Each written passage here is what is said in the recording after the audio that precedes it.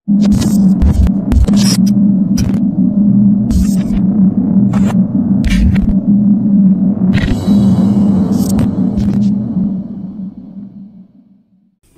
na namang sexy na Pinay ang tampok natin sa Kwentong Sikat TV.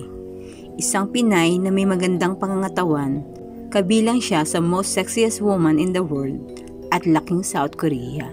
Ating kilalanin ang maiksing kwento ni Jinri Park.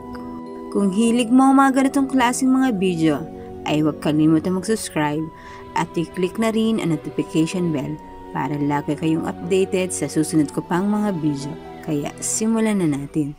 Si Jinri Park ay isang modelo ng South Korea, radio disc jockey at kolumnista ng magazine na aktibo sa Pilipinas. Si Jinri Park ay nagtrabaho bilang isang DJ sa Monster Radio RX 93.1 mula 2011 hanggang 2015 at nagsimula ng isang karera bilang isang artista at TV host. Si Jinri at ang kanyang pamilya have adapted to Filipino culture and values mula nung lumipat sila sa Cebu nung siya ay 6 na taong gulang pa lang. Gustong-gusto niya ang Korea. Nang lumipat siya roon, taon na ang nakakaraan dahil naramdaman niya na tulad ng isang Pilipino inside.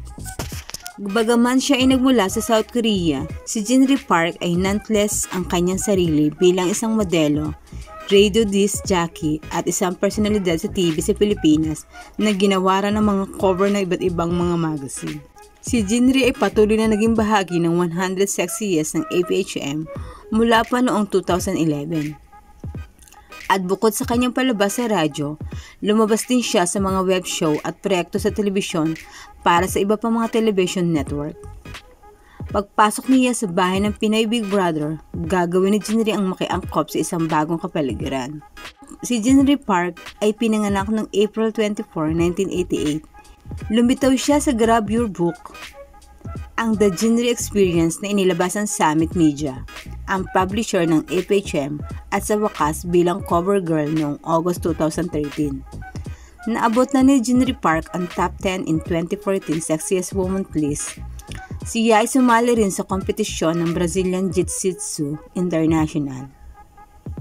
Noong March 22, 2020, isiniwalat ni Jinri na kinasal na siya sa isang Pilipino-Australian na nangangalang John na hindi mula sa entertainment industry.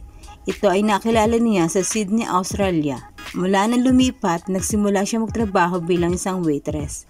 Napasama si Jinri sa mga programa sa telebisyon kagaya ng Vampire and Daddy Kojin noong 2013, Who Won Happy Love Story noong 2016, Road Trip noong 2017, Little Nanay noong 2015 at marami pang iba. At iyan ang maiksing kwento kay Jinri Park. Kung nagustuhan ang aking video, huwag kalimutan mag-subscribe sa aking channel. Salamat.